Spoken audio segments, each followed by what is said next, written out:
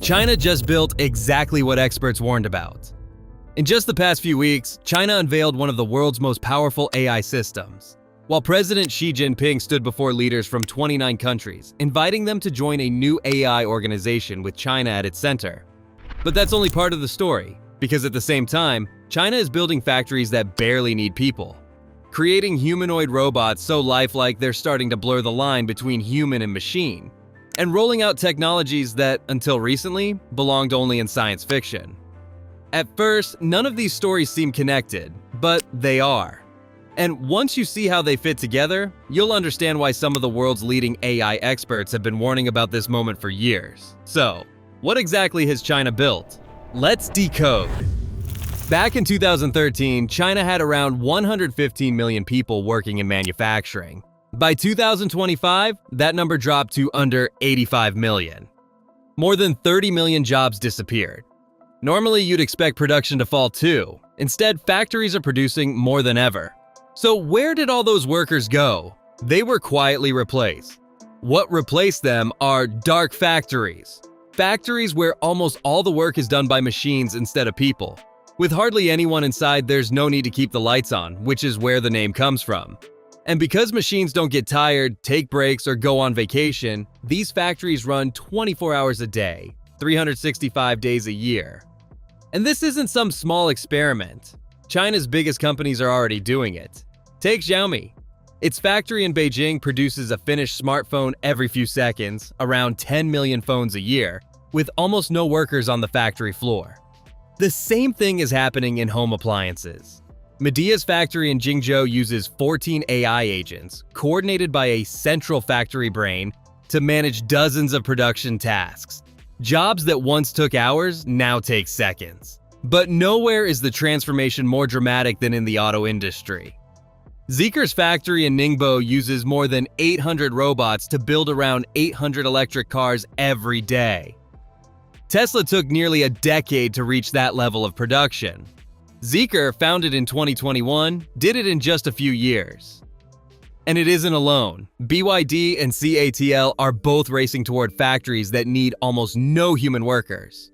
This didn't happen overnight. Back in 2016, a single Foxconn factory in Kunshan, the kind that builds iPhones, reduced its workforce from 110,000 people to just 50,000. 60,000 jobs replaced by machines in one factory. And the pace is only accelerating. In 2023 alone, China installed more than 276,000 industrial robots, over half of every industrial robot installed anywhere in the world that year, and roughly 6 times more than the country in second place. But factory robots are only the beginning, because China isn't just building these machines for itself, it's exporting them to the world. In 2025, China became a net exporter of industrial robots for the first time, shipping them to 141 countries and regions. And it isn't selling just the robots, it's selling complete automation systems, often 20 to 40% cheaper than Western competitors, allowing factories across Mexico, Thailand, and Eastern Europe to automate the same way. The same thing is happening on the streets. Chinese self-driving taxis from Baidu, Pony.ai, and WeRide are already expanding into Dubai, Abu Dhabi, and Singapore, with Europe next. In Dubai alone, Baidu plans to put more than 1,000 fully driverless taxis on the road, and they already cost about 30% less to operate than traditional taxis. Delivery drones are spreading too. Meituan has already secured Dubai's first commercial drone delivery license, while cashierless stores powered by cameras and AI are appearing in more places. Different industries, same pattern. A machine replaces a person, and China exports the system behind it. So this is no longer just about the millions of jobs disappearing inside China. That model is now spreading across the world. Taxi drivers, delivery riders, warehouse workers, and cashiers could all be competing with the same machines. And this is only the beginning. What you've seen so far is nothing compared to what's coming next. Because later in this video, you'll see what experts have been warning about for years, and China has only recently made it a reality. But before we get there, you need to understand one more piece of the puzzle. Imagine walking through a city where almost every move can be seen, where an AI can recognize your face, follow your movements, and find you in seconds. That's no longer science fiction. China has over 700 million surveillance cameras, more than half of all the surveillance cameras on Earth, packed into a single country. That's roughly one camera for every 2 people. Much of this vast network is part of a nationwide surveillance system commonly known as Skynet. Its rural counterpart, Sharp Eyes, extends similar surveillance into smaller towns and villages. In some areas, local residents can even view certain camera feeds and report suspicious activity. But in 2026, something started to change. Many of these stopped being just cameras. They became AI-powered cameras that can actually understand what they're looking at. They can pick a single face out of a moving crowd in seconds, follow where that person goes across multiple cameras, and pull up specific moments from thousands of hours of footage simply by typing a description. Some of these systems go even further. Instead of simply recording crimes after they happen, they're designed to detect behavior the AI considers suspicious and alert authorities before an incident is believed to occur. Supporters call it crime prevention. Critics call it predictive policing. And there's one more layer people often get wrong. Despite what you've probably heard, there isn't one nationwide social credit score assigned to every Chinese citizen, but some Chinese cities have experimented with local scoring systems. In one pilot program, every resident started with 1,000 points. Certain actions increased that score while others reduced it. And in some cases, a low score could quietly affect parts of daily life. Now, the really interesting part of this video begins, because this is where years of expert warnings start to feel much more real. Building an intelligent machine was only the first step. The real challenge was giving it a body that could move, react, and recover like a human. And to get there, China started teaching its machines something harder than walking. It started teaching them to fight. You've probably seen films where robots battle in an arena while a crowd roars. For decades, that was pure fantasy. In 2026, China turned it into reality. In Shenzhen, the world's first humanoid robot fighting league stepped into the spotlight.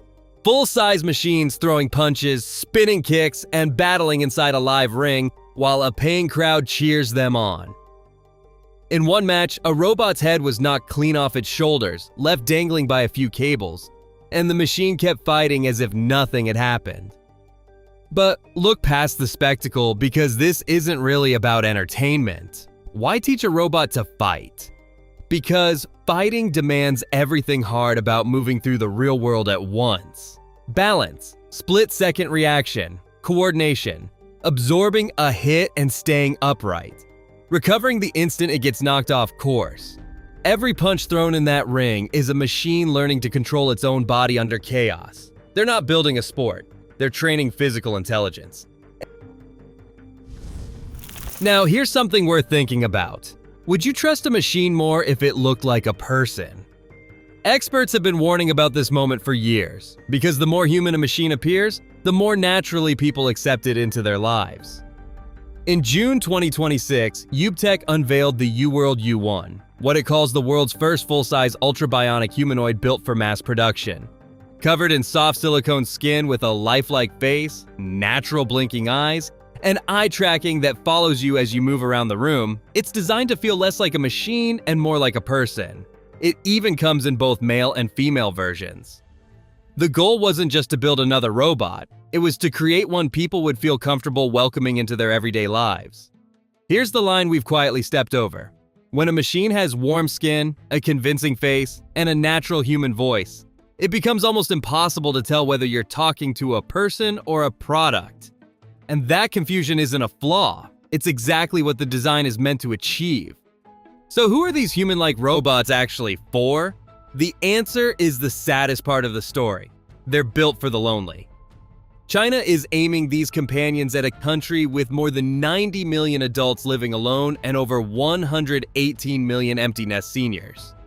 The pitch sounds kind, a warm face so no one has to be alone. The same robots are being sent to work hotel front desks, greet you at receptions, and care for the elderly in nursing homes. But ask the harder question, why are so many people lonely in the first place? For years, technology pulled us apart. Shop from home, order food to the door, live with your head in a screen, talk to no one. And now the same industry that helped isolate us is selling us a robot to fix it. That's not a cure, that's a business model. Manufacture the loneliness, then sell the companion. Machines aren't just entering factories anymore, they're entering our homes. Then, in July 2026, China made another move that caught the world's attention.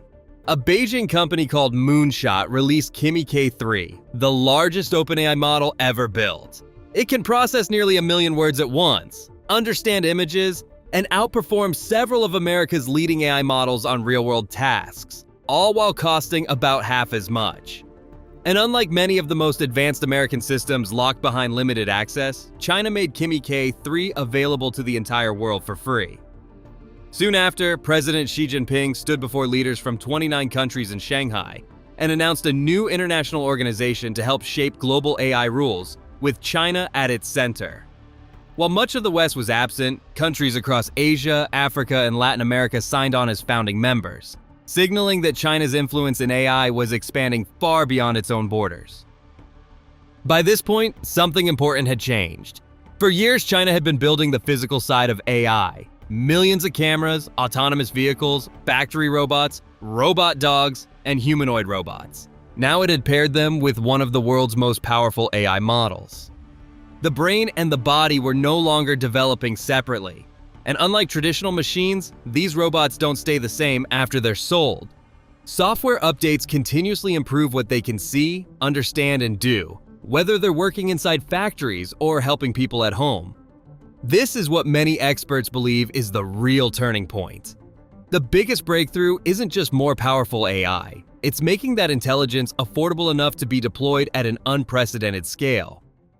Look at the difference. In the United States, companies like Boston Dynamics have built extraordinary robots like Spot, but their high prices keep them mostly in the hands of governments, research labs, and large corporations. China is taking a different path. Companies like Unitree Robotics are producing capable robot dogs and humanoid robots at a fraction of the cost, making them accessible to businesses, developers, universities, and increasingly even ordinary consumers.